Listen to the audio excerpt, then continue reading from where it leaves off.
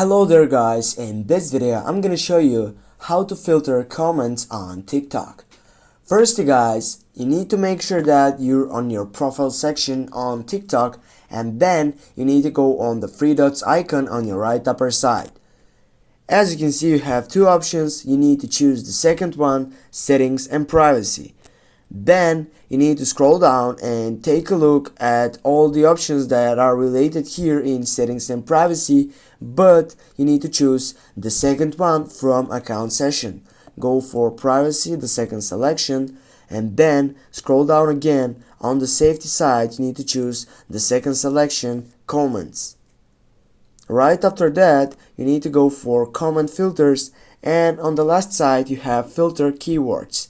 Now on this description, as you can see, it says recent comments with specified keywords on your videos will be hidden unless you approve them.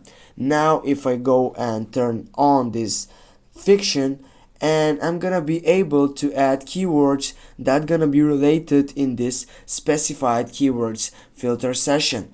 Now for example, I'm gonna type for this keyword for truck again and if I get again, as you can see, the settings has been updated. Thanks guys for watching. Don't forget to hit that like and share the video. See you soon.